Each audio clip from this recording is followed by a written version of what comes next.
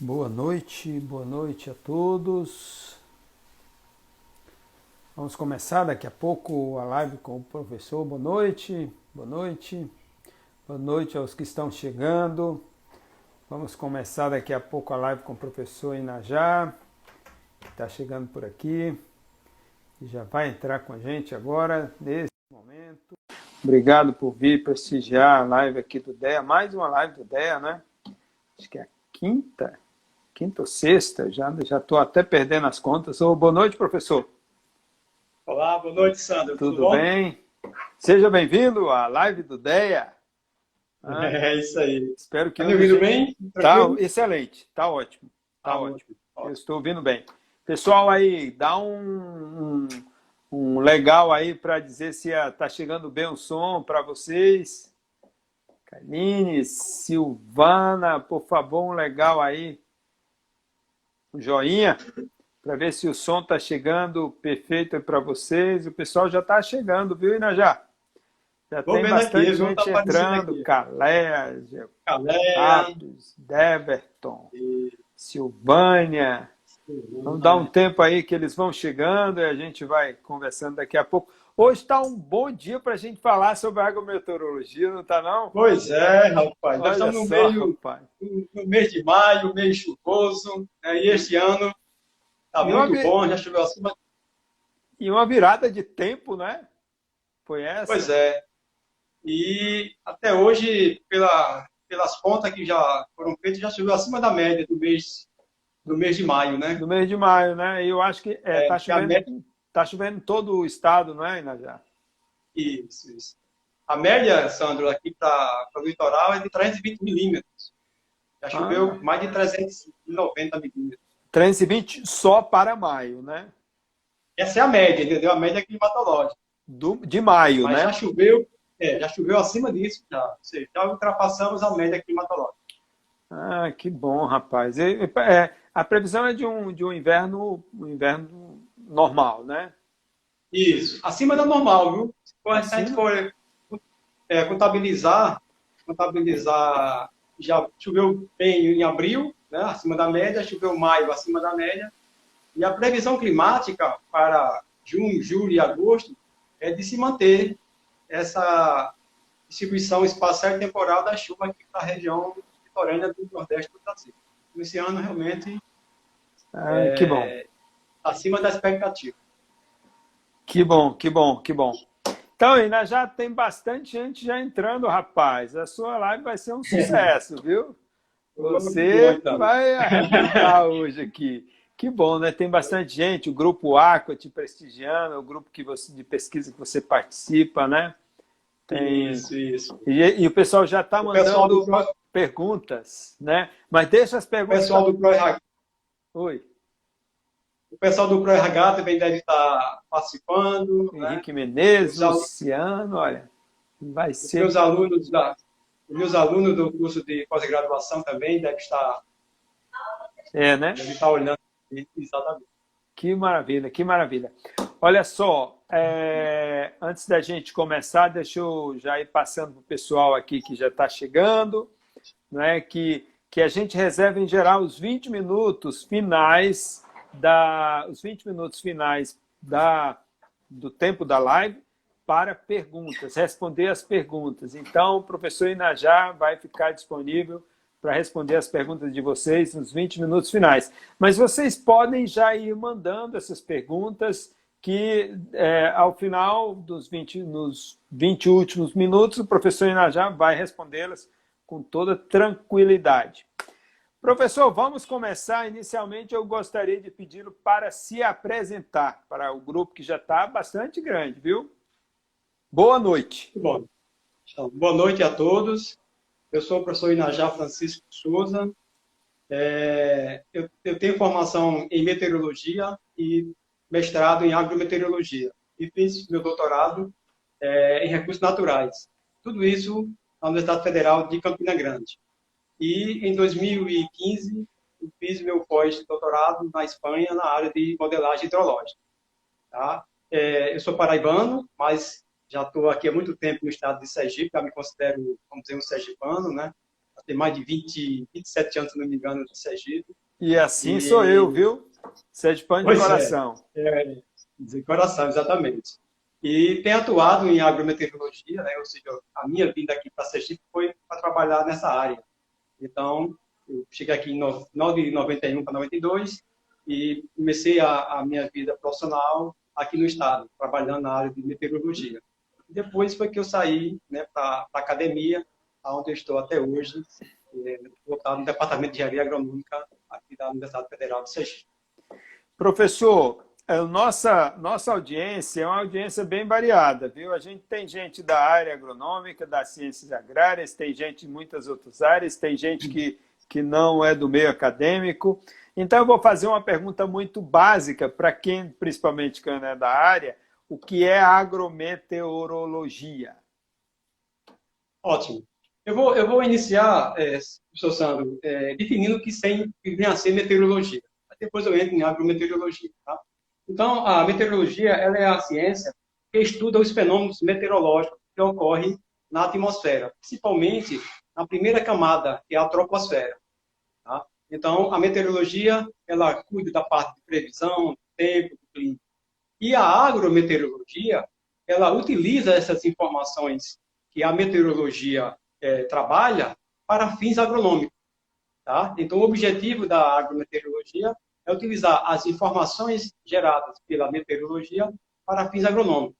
Então, essa é a meteorologia, ou seja, a agro ela é uma etapa da meteorologia. Tá? Então, a interface entre a agricultura e a agro ela é muito mais, vamos dizer assim, forte do que a própria meteorologia. Embora a gente sabe que a agricultura, né, ela depende basicamente do tempo e do clima para o seu desenvolvimento. Ou seja, para fins da produção. E eu já emendo uma pergunta. Que condicionantes meteorológicos e ambientais são esses da produção? O que interessa entender de meteorologia ou de agrometeorologia na produção agrícola? Então, nós sabemos que a atmosfera, né, ela modifica, né, o ambiente, né? Ou seja, ela faz com que a gente se adapte às condições meteorológicas. A gente pode usar uma roupa, vamos dizer, mais fria ou mais quente em função do tempo que está naquele momento. Da mesma forma, e também a agricultura, ela também depende das condições meteorológicas. Tá? Então, e a gente sabe que a agricultura, ela consome muita água. Né? Então, uma das formas que a agrometeorologia ela tem essa interface é no auxílio, por exemplo, né, no uso mais racional, vamos dizer assim. Então, por exemplo, para o cálculo de irrigação, a agrometeorologia vai ser bastante útil, né? Isso. Existem ferramentas, né? Por exemplo, o balanço hídrico para irrigação é uma ferramenta que é utilizada muito na agrometeorologia para você quantificar o melhor momento e o quanto você deveria irrigar para você manter o solo na capacidade de campo, né, e evitar perdas. Então, a agrometeorologia ela tem essa função, né, de fazer uma aplicação direta para os sistemas agrícolas, sempre focando na questão do meio ambiente, ou seja, você utilizar o que deveria utilizar para evitar perdas, né, perda de solo, perda de água e assim. Ou seja, outra coisa, sim, diga. Outra coisa importante é que existem dois fatores importantes que a gente não pode deixar de falar. Porque a gente sabe que a agricultura é uma atividade de risco, né? E ela depende basicamente do tempo e do clima. Então, o monitoramento do tempo, que hoje está muito mais eficiente do que antigamente, nós temos estações meteorológicas automáticas, nós temos informações geradas de hora em hora. Então, essas informações que a meteorologia ela disponibiliza, ela deve ser utilizada de forma, vamos dizer, bastante eficiente. E também a questão climática, né? A gente entender a climatologia de determinado local, isso vai fazer com que a gente possa fazer um planejamento também racional. Então, a meteorologia ela é muito importante quando você utiliza as informações geradas para que você possa vamos dizer assim, minimizar os riscos, né, que a agricultura ela sofre em função de uma seca ou mesmo em função de chuvas excessivas. Então, o monitoramento do tempo e do clima são fundamentais para que possa, né, vamos dizer assim, levar ao sucesso do empreendimento. Ou seja, é uma ferramenta muito importante para determinar o tempo de plantar, o tempo de colher, não é? E aí eu já emendo uma outra pergunta, professor. O produtor rural ele não precisa mais ter que lançar mão da memória para imaginar como que aconteciam as chuvas todos os anos e como que era o comportamento da chuva. Ele já tem um banco de dados aí para saber. A gente começou essa conversa, o senhor dizendo que em maio a gente já tem uma pluviosidade maior do que a registrada. Ou seja, essa informação registrada é uma ferramenta muito importante para a produção, não é isso? Exatamente. Veja só, Sandro, como a gente estava conversando, eu cheguei aqui no final de 91 para 92. Naquele momento, em Sergipe, a gente tinha basicamente 3 estações meteorológicas convencionais. E nós tínhamos vários postos pluviométricos. Se você olhar hoje o estado de Sergipe, né, a gente tem uma rede bastante extensa de estações meteorológicas automáticas, e esse aí é o grande ganho, vamos dizer assim, em termos de velocidade de informação para o produtor. E nós temos uma rede também muito extensa de pluviômetros. Então, esse aparato, né, que o Estado possui, isso é uma ferramenta importantíssima para ser utilizada para você gerar informações e levar para o produtor, né, rural. Então, as informações meteorológicas hoje em dia, elas estão na palma da mão. Antigamente era muito difícil, era trabalhoso você ter essa informação. Hoje não. Hoje você acessa um site de um CPTEC, do INMET, ou aqui mesmo no estado de Sergipe, nós temos o Centro de Meteorologia, e você tem informações do estado. Então, a gente precisa se apoderar dessas informações e aplicar na atividade agrícola, que eu acho que é o objetivo para que você, como eu falei no início, para a gente minimizar, né, os riscos que a agricultura, essa atividade, ela sofre todos os anos, né? Com a atividade de risco, todos os anos você corre o risco de haver perdas, ou por excesso, ou às vezes até por conta de precipitação. Mas é importante que esse produtor, por exemplo, o produtor lá do sertão, Canidé, Poço, Glória, ele tem que buscar informações da estação meteorológica mais próxima. O produtor do Agreste, Lagarto, enfim, Itabaiana, ou mesmo do sul do estado, Estância, Indiaroba, e eles têm que buscar informação referente àquelas estações mais próximas, porque são regiões que têm um comportamento meteorológico, vamos dizer assim, ambiental, do ponto de vista de chuva, bastante diferentes, não é isso? Isso mesmo. Em Sergipe, a gente considera 3, vamos dizer assim, 3 sub-regiões: o litoral, o agreste e o semiárido. E o importante, Santo, é que em cada região dessa existe o escritório da Indagro. E a Indagro, ela possui uma rede muito extensa de postos pluviométricos. E as estações que eu falei para você, ela pertence a outros órgãos, mas esses dados são acessíveis, né? Eu vou citar, por exemplo, o INMET. O INMET tem várias estações aqui no estado. Se você entrar no site do INMET e colocar lá o município tal, se tiver estação do INMET naquele município, você vai ter o dado em hora. Vamos só esclarecer para quem não está familiarizado com o termo INMET, o que é INMET? INMET é o Instituto Nacional de Meteorologia. É o órgão oficial do Brasil para fins de previsão, ou seja, do tempo e do clima. Que tem lá no site dele o dado disponível para o público em geral, não é isso?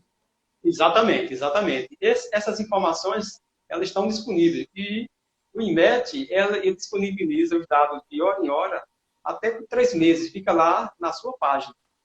Se o pesquisador ou o produtor quiser uma série mais antiga de informações, ele se cadastra no site do INMET, solicita essa base de dados e esses dados ficam disponíveis, tá?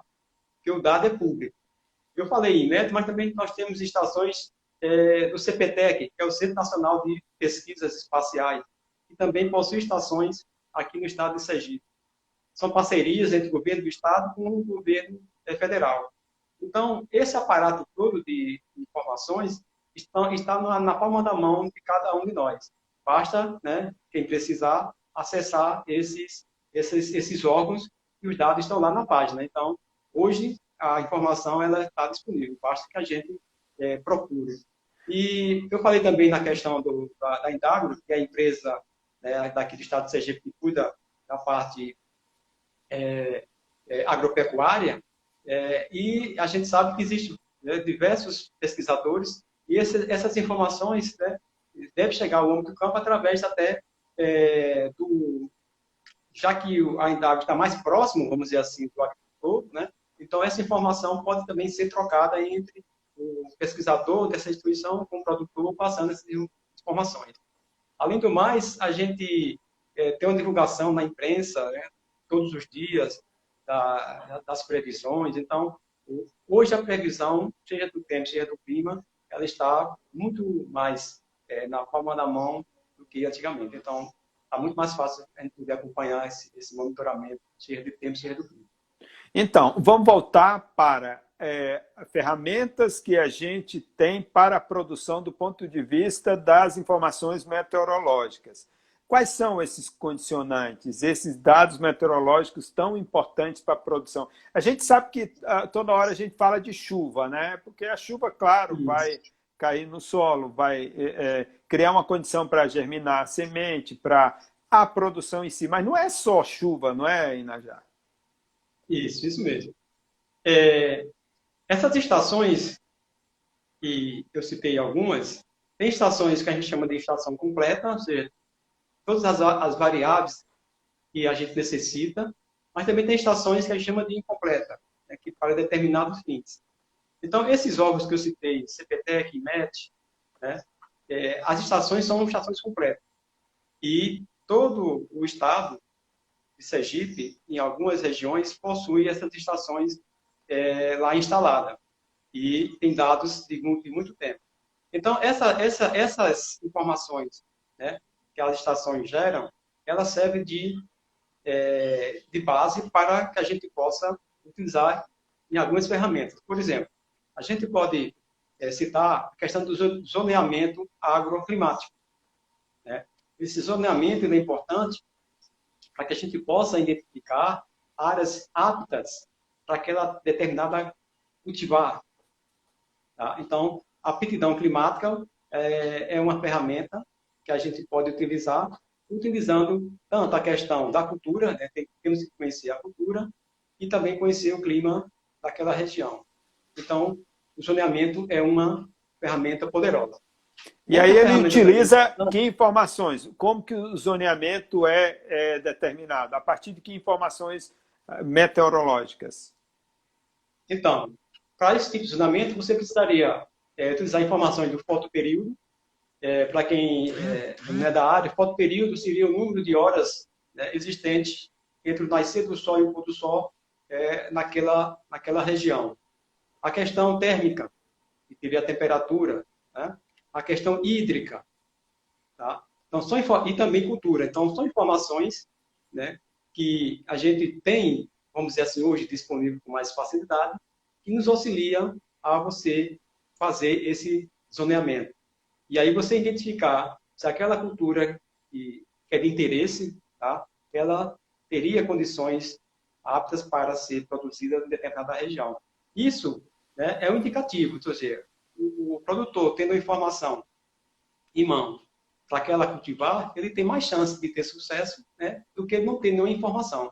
Então, esse zoneamento, ele te dá vamos dizer, essas respostas, né, e você tem, né, uma resposta de sim, né, apta, não apta, né, então você pode produzir, vamos dizer assim, com um acerto melhor do que você não ter a informação. Além do mais, a gente tem que não esquecer, a gente tem que continuar monitorando o tempo, temos que ter conhecimento da previsão climática, tudo isso é importante no dia a dia do produtor, né, seja rural ou mesmo da produção de animais, mas isso é importante, o monitoramento, o conhecimento, o acompanhamento dessas previsões. Uma outra ferramenta, Sandro, muito poderosa, muito utilizada na agrometeorologia, é o balanço hídrico.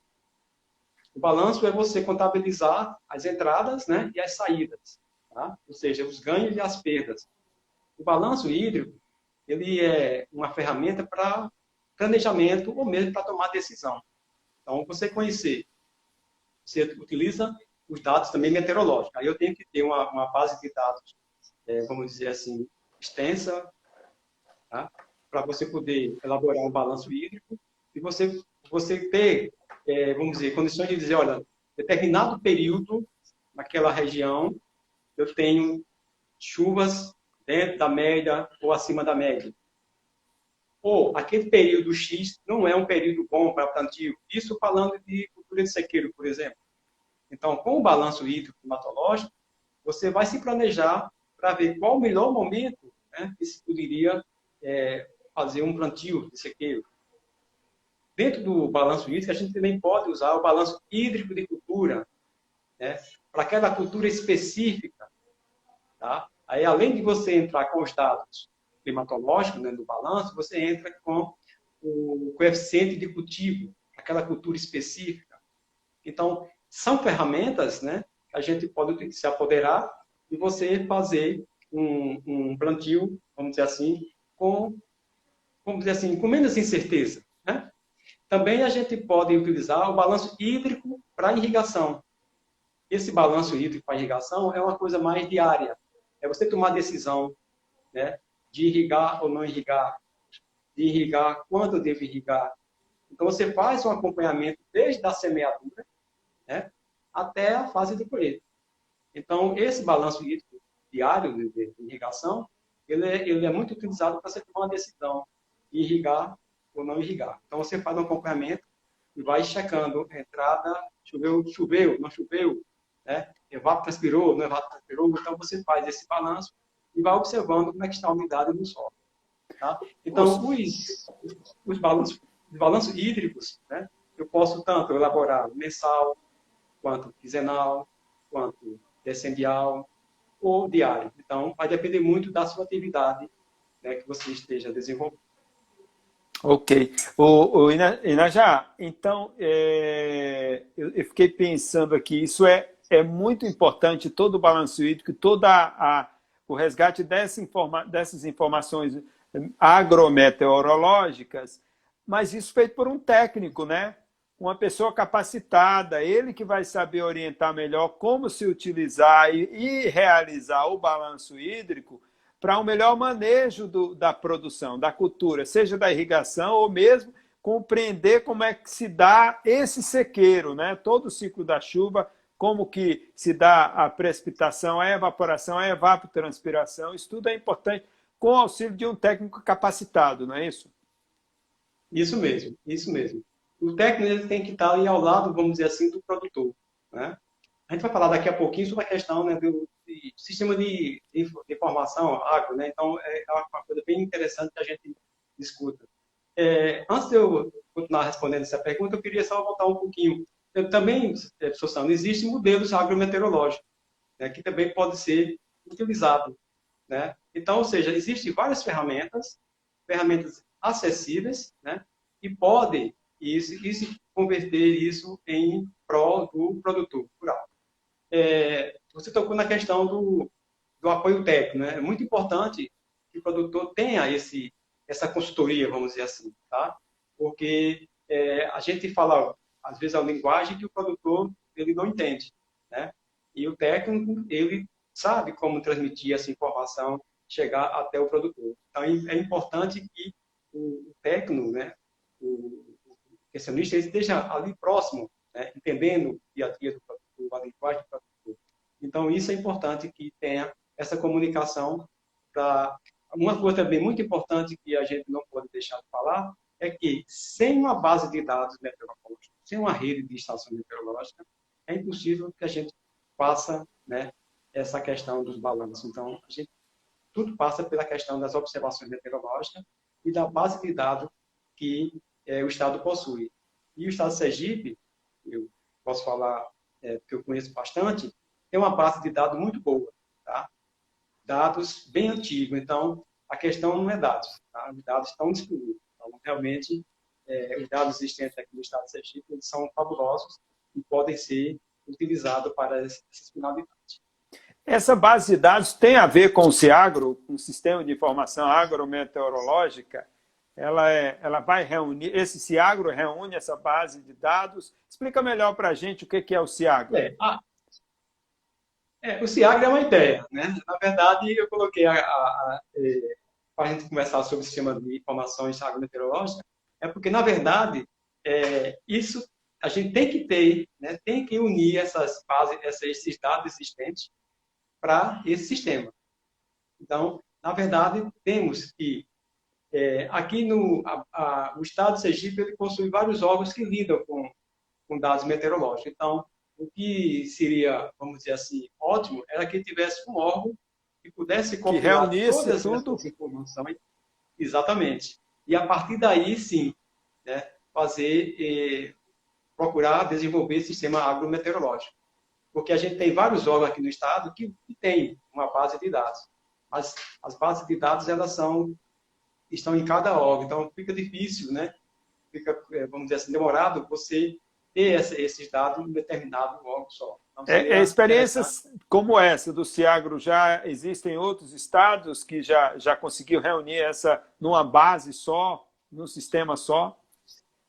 Existe. Eu estava observando ontem que a FUNSEMI é um órgão que, no caso lá do Ceará, ele consegue reunir, né, uma grande base de dados lá nessa fundação. Então, isso é importante.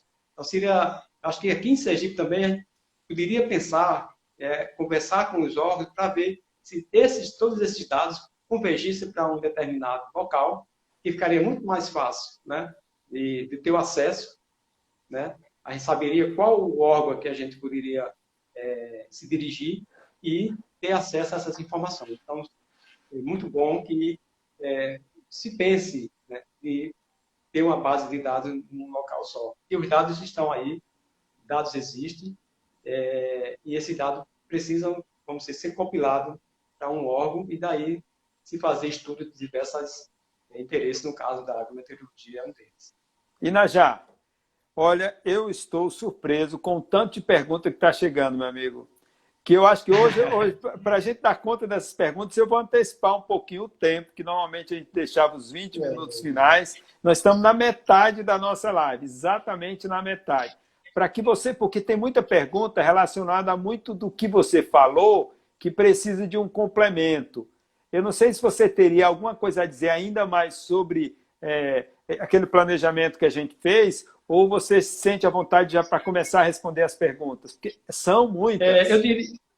Tá bom. Eu diria o seguinte, para desenvolver o sistema de informações, né, a gente precisa das previsões diárias, né, ou seja, do tempo, das previsões climáticas, e isso não é difícil de conseguir, já que a gente tem aqui no próprio estado de Sergipe um órgão que lida com a parte de previsão do tempo. Nós precisamos da rede de estações. A rede de estações, elas estão aí, ou seja, elas estão funcionando, né? E a gente só tem benefício, né? Por quê? Porque essas informações, elas ficariam disponíveis para o produtor tomar as suas decisões. Então, o benefício de quando você plantar, qual o melhor momento da semeadura. Então, são questões, né? E esse sistema poderia, né, vamos dizer assim, responder e o produtor ter uma informação e, a partir daí, ele desenvolver. Então, eu acho que um sistema de informações agrometeorológicas é fundamental para o sucesso do empreendimento, seja ele de sequeiro, seja ele irrigado, tá? E a gente sabe que nosso estado aqui é um estado agrícola, né? Então, a gente caminha aqui pelo estado, temos vários períodos irrigados, e a agricultura, ela precisa das informações, temos que ser do clima. Então, é muito importante que se pense, né, de realmente colocar no papel um sistema de informações como esse, porque vai ajudar em muito o produtor rural. Maravilha. Se no final, se tiver um tempo, eu ainda queria voltar para o Ciagro, mas vamos ver se a gente atende as perguntas, que tem muitas. Eu acho que essa chuva de hoje deixou o povo bem inspirado, viu? Com essa pandemia que a gente tem que ficar mais dentro de casa, né? Aí vem essa mudança de tempo, o povo se anima, porque fez um veranico aí bem curto de 2, 3 dias, né? Enfim, a engenharia de pesca está dizendo que está presente aqui na sua live, viu, professor? Então, o pessoal de agroecologia também presente. Obrigado. Tem muita gente aqui felicitando você, parabenizando pela informação. O Grupo Aqua pergunta qual é a previsão para o semiárido de pluviosidade nesse inverno? Então, eu vou fazer uma revisãozinha bem rápida. A gente considera o Nordeste do Brasil dividido em 3 sub-regiões: o semiárido, o litoral e o sul do Nordeste. O semiárido, o período chuvoso, se concentra basicamente entre fevereiro, que é o início da estação chuvosa, isso em termos climatológicos, e vamos aí até o mês de maio e junho. Então, esse é o período que a gente chama de quadra chuvosa. É o período que as chuvas, né, ela ocorrem com mais frequência. Tá? Então, para esse período do ano, né, para este ano, a previsão climática está indicando chuvas em torno da média.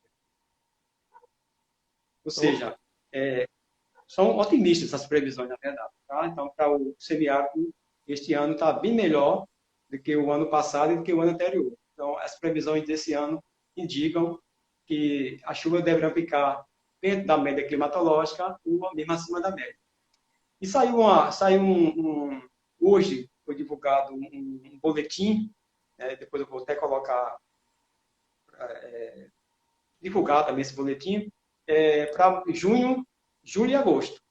E as previsões continuam sendo otimistas com relação à precipitação. Ou seja, de continuar ocorrendo chuvas dessas áreas. E no litoral, professor Sandro, o litoral vai um pouquinho mais tarde. O período chuvoso é de abril até o mês de agosto, até início de setembro, a gente tem precipitação aqui no litoral. Então, nessa faixa do litoral, também as previsões climáticas indicam que as chuvas deverão continuar ocorrendo dentro da média. Né? Como eu falei para você, abril e maio, as chuvas que foram observadas estão acima da média climatológica. Junho, a gente sabe que é um mês que geralmente chove bem, tá? E começa a diminuir um pouquinho de julho, agosto e encerra-se em setembro. Para a região sul do Nordeste, já passou o período chuvoso. A gente considera o período chuvoso iniciando em outubro, com término em fevereiro. Então, a gente está agora concentrado no final do semiárido, né? Você já está indo para o final da estação do semiárido, e a gente está dentro da estação chuvosa do litoral do Nordeste. Ou seja, nós estamos no leste do Nordeste, não é isso? Isso, que essas frentes frias que são mais frequentes agora no leste, não é isso?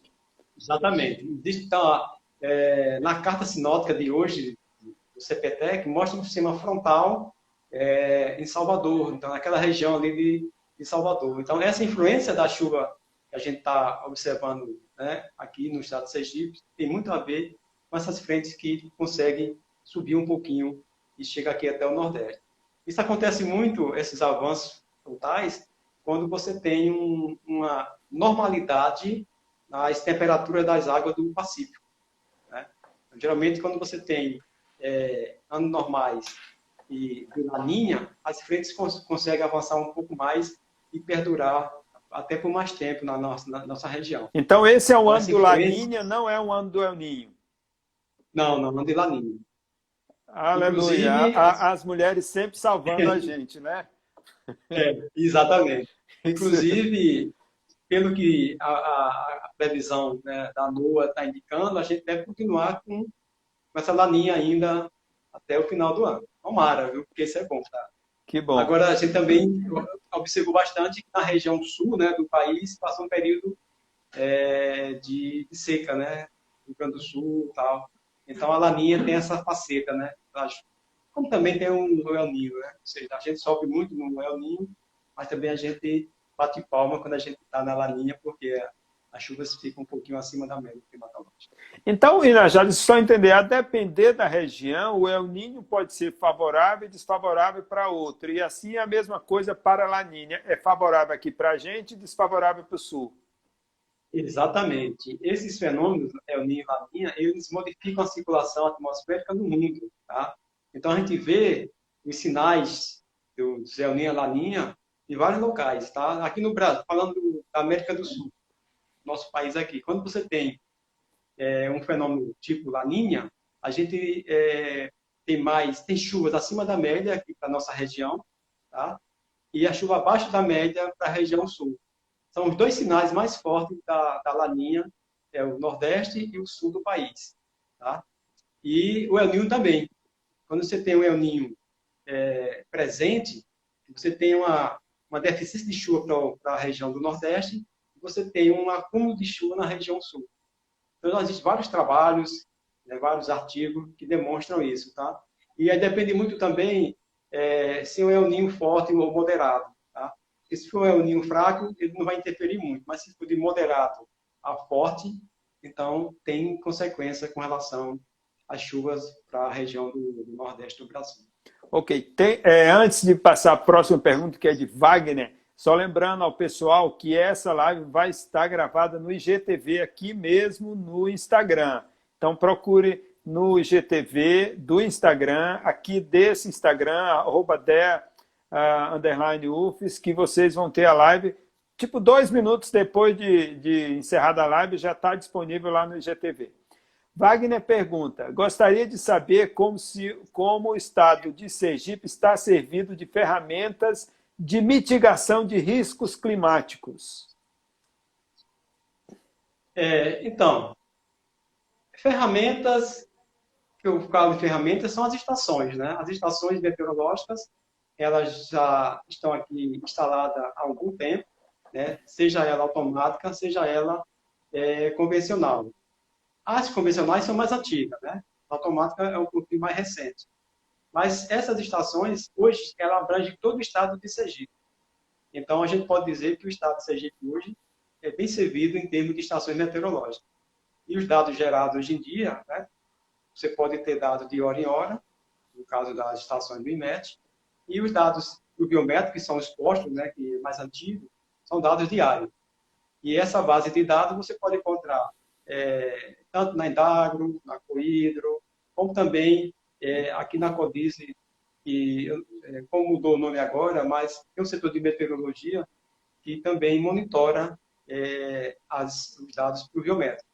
Então, esses dados eles podem ser utilizados para essas finalidades.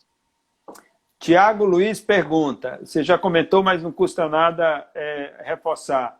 Quais as principais variáveis meteorológicas para acompanhar o desenvolvimento da agricultura?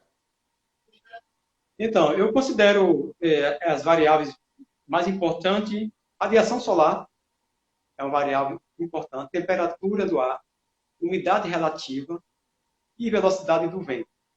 E chuva também, né? Mas essas variáveis, essas 5 variáveis, elas são fundamentais, porque com essas variáveis, né, você pode, como eu falei na nossa conversa no início, a gente pode trabalhar com o zoneamento, a gente pode trabalhar com o balanço hídrico.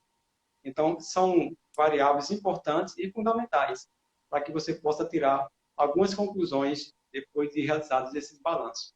Né? E também você pode trabalhar com modelos. Né? Existem modelos que precisam de dados, seja dados de solo, seja dados de clima, mas esses dados eles são fundamentais para você tirar algumas conclusões.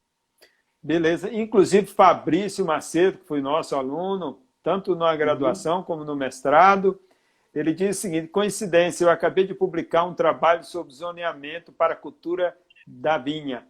Zoneamento, trocando em miúdos, é onde você deve plantar cana-de-açúcar, aqui na região litorânea, não caberia plantar lá no sertão, no alto sertão. Ou seja, você traz a cultura adaptada às condições climáticas de solo e de outros fatores ambientais para o lugar certo, não é isso, professor? Isso, o zoneamento ele vai te dar essa resposta. Agora, uma coisa que me chamou a atenção, sabe, o homem ele pode modificar a cultura, ele pode adaptar aquela cultura. E me lembrou uma coisa que eu estive em Petrolina, isso acho que foi no ano passado, e eu visitei a Embrapa. E lá, até os alunos foram com a gente nessa visita, a gente encontrou maçã, nós encontramos pêssego, encontramos algumas culturas que eu não pensava encontrar em Petrolina. Tá? Ou seja, a questão de você, né, aí no caso vem toda a engenharia, né, para modificar. Mas o zoneamento ele vai te dar garantias, vamos dizer assim, vai te dar indicativo que aquela cultura ela vai se desenvolver com mais facilidade naquela região, sob aquelas condições, né, de solo, de clima, né? Então, mas eu falei da questão do Petrolina porque eu jamais imaginava encontrar, vamos dizer, pera lá em Petrolina. Né? Não é a mesma pera que a gente tem no sul, tá? Pois é, a Aquele 20, mesmo... é porque o tempo está passando tão rápido, professor, mas a 20, no máximo 30 anos atrás, uva não se imaginava ter em Petrolina. Era coisa lá do sul do país, não é isso? Isso mesmo. Tá? Então, as modificações, né, que são feitas podem favorecer, mas a gente está falando, vamos dizer, de um cultivo sem toda essa, vamos dizer, tecnologia. Então, você precisaria de ter esse levantamento, esse zoneamento, até mesmo para você conseguir, vamos dizer, crédito, né, no banco, né? Você precisa de um zoneamento para saber se aquela cultura vai ter sucesso ou não, né? Mesmo sabendo das intempéries que podem ocorrer.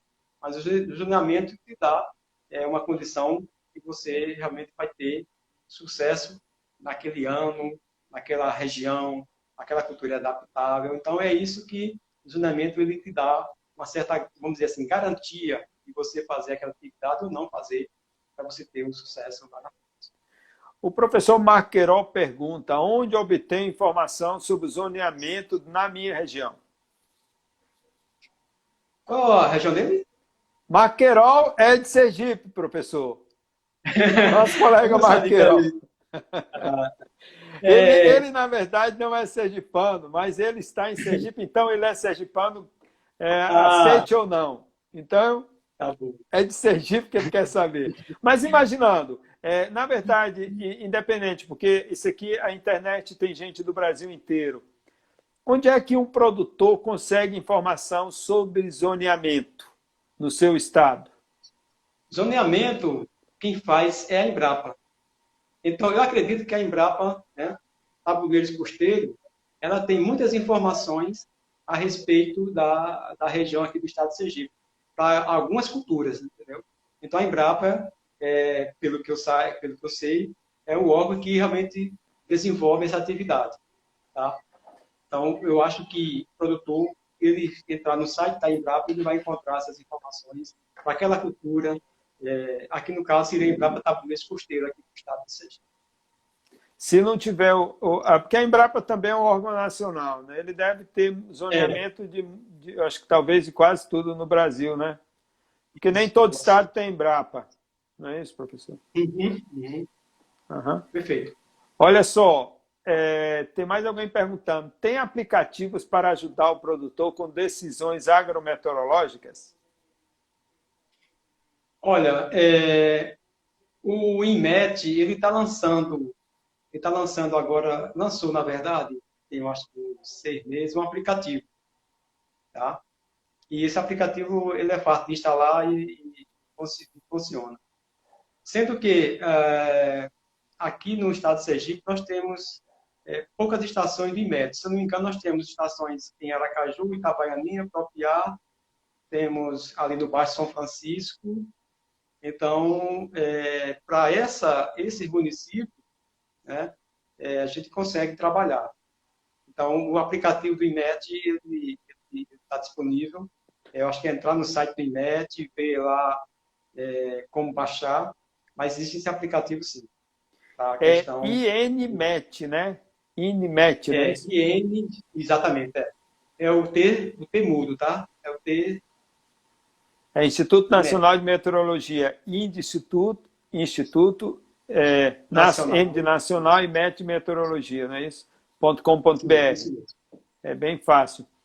Professor, qual é o nível de precisão dessa base de dados em nível de município aqui que a gente tem? Eles são precisos? Uma coisa que a gente se depara, a gente que trabalha com pesquisa, é que quando a gente vai buscar informações meteorológicas, às vezes você tem buracos, né? Um tempo sem coleta.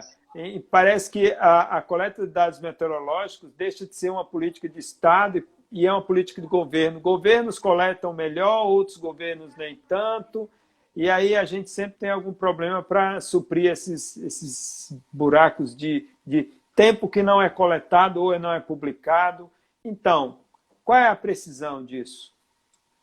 Olha, eu acho que toda série histórica ela tem falha, porque em algum momento, o sensor pode falhar, e passar um tempo sem funcionar, pode faltar, vamos dizer assim, manutenção nas estações, que é muito comum ocorrer.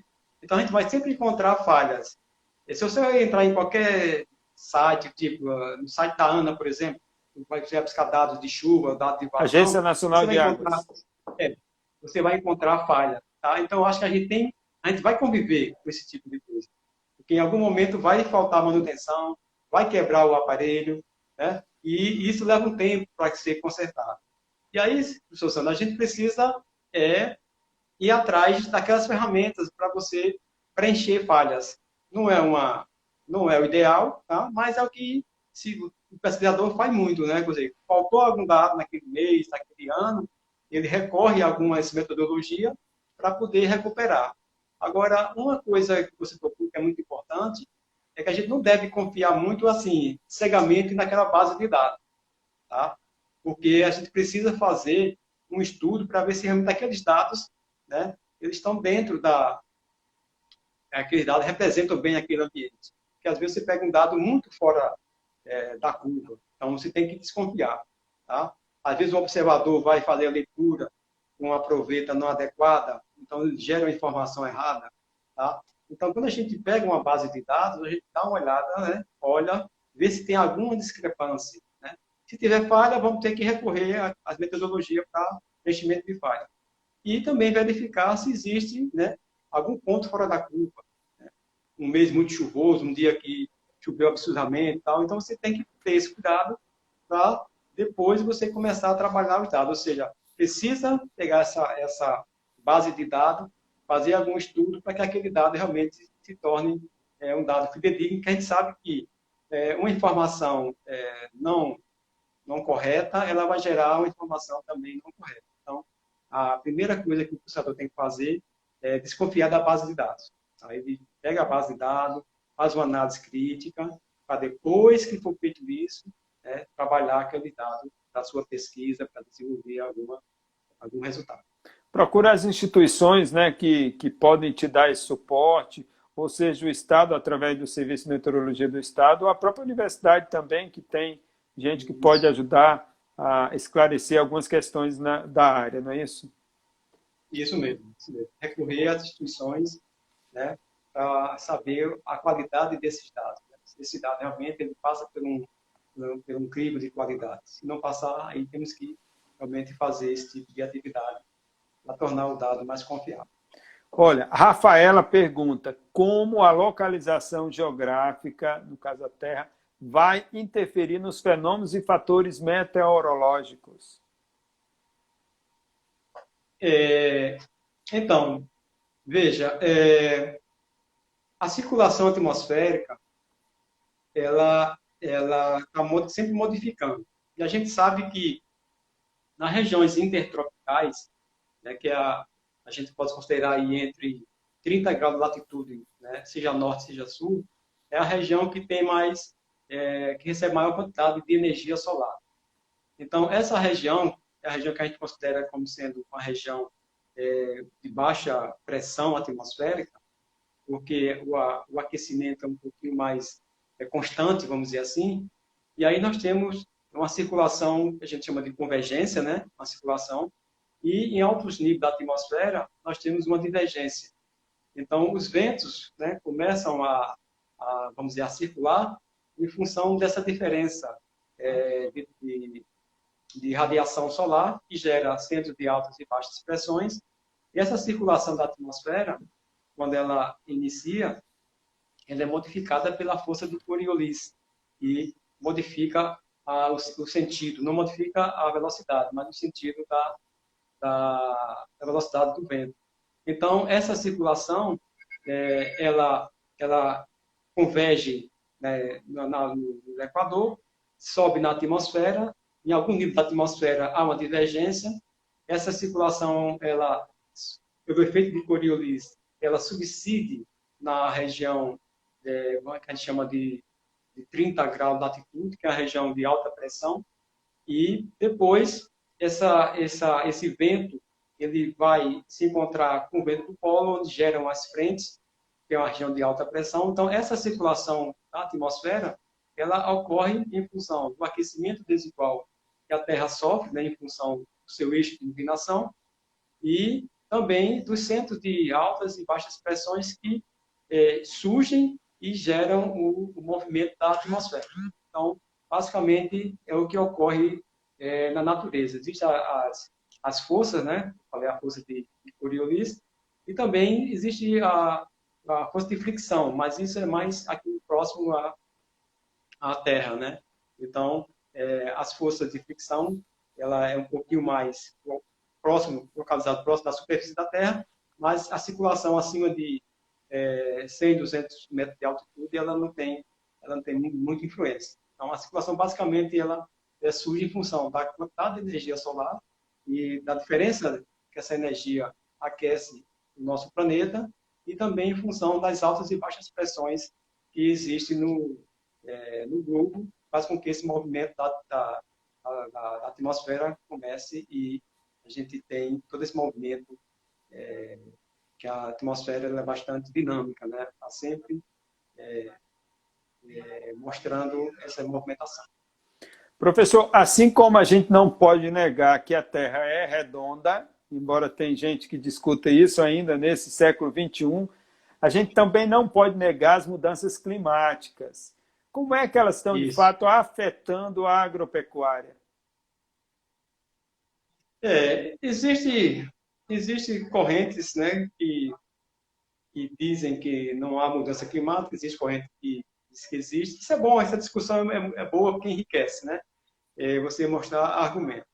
Mas eu tenho acompanhado os relatórios, né, do IPCC, esses relatórios que são divulgados no mundo todo, e todos os modelos mostram mudanças, né? Mudanças que poderão ocorrer para frente. E um dos modelos do IPCC, ele mostra que para o nosso Nordeste, diz que o Brasil é muito vulnerável às mudanças climáticas, e para o Nordeste existem previsões de redução de precipitação, isso ao longo do tempo, né? Redução de 10% a 15% do que chove, né? E também aumento de temperatura. Então, é questionável? Mas eu acho que assim, você tem os modelos, né, mostrando isso, e eu acho que isso é informação para os tomadores de decisão, e também para a gente também. Ou seja, não devemos, né, deixar de lado essas informações, são muito importantes, né? Porque a gente percebe que a população está aumentando, o consumo está aumentando, né? A água de boa qualidade está diminuindo, né? Emissão de gases aumentando. Emissão aumentando. Então, tem sinais, né? Tem sinais aí palpáveis, né?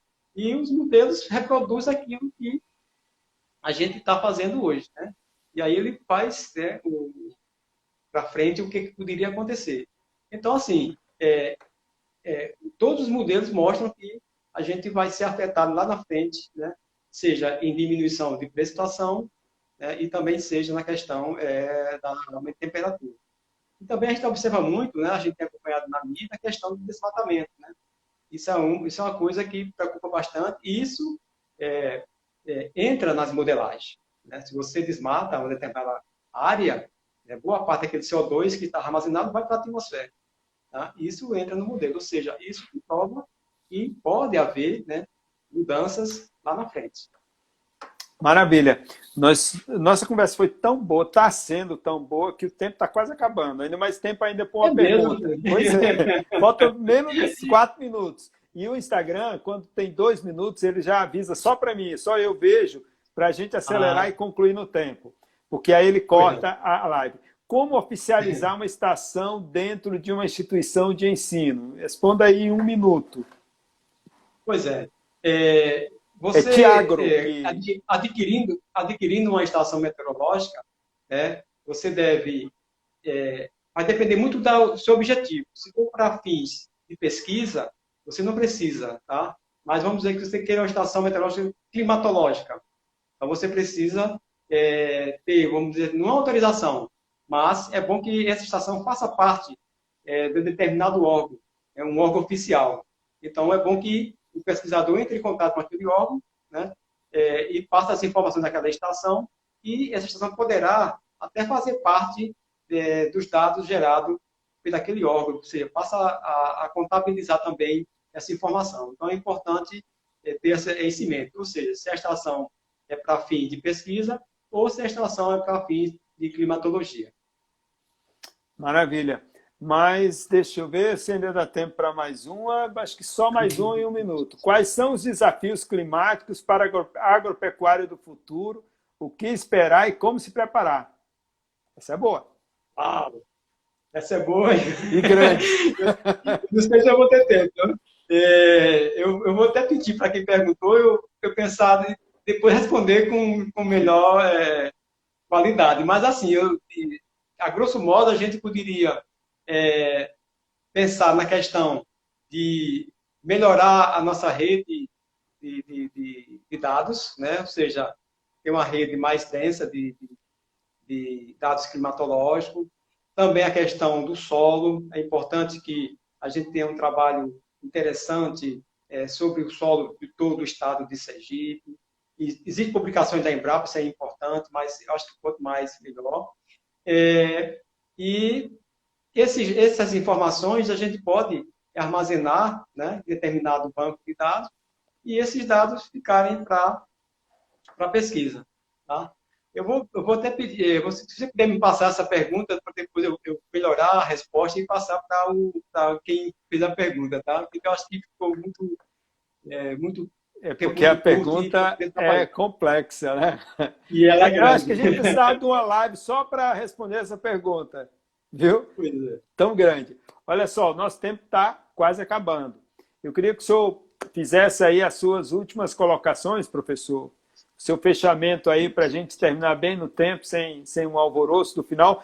Lembrando, antes do senhor começar, que na próxima semana, dia 4 de junho, a nossa live vai ser com o professor Airon José da Silva, nosso colega lá do DEA também, Departamento de Engenharia Agronômica, sobre salinidade do solo em perímetros irrigados.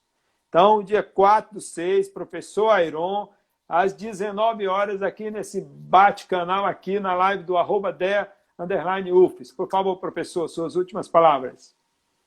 E professor então, Clériston, que foi seu orientado, está cheio de parabéns para você aqui, viu? Oh, que bom, que bom. Obrigado, então. Eu só queria agradecer a esse momento, Sandro, de ter dado, poder bater um papo, conversar um pouquinho, né? E dizer que a agrometeorologia para a agricultura ela é fundamental.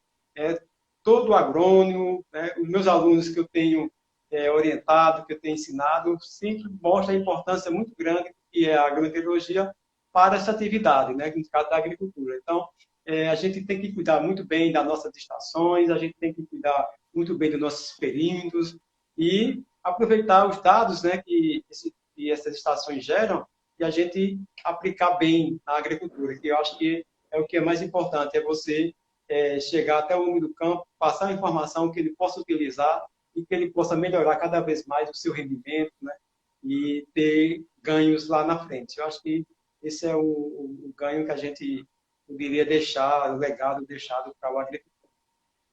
Muito obrigado, professor Inajá. Excelente live, foi muito bom. Obrigado a todos que prestigiaram a nossa live, a live do DEA, todas as quintas-feiras aqui no @DEA_UFES. Obrigado a toda a audiência. Tem tanta gente aqui te parabenizando, Grupo A, com a Ana, Deise, Muito obrigado. Renata Man e Victor. E boa noite a todos. Essa live vai estar no IGTV. Então, vocês acessam daqui a 2 minutos. Até lá, obrigado e tchau. Tchau a todos.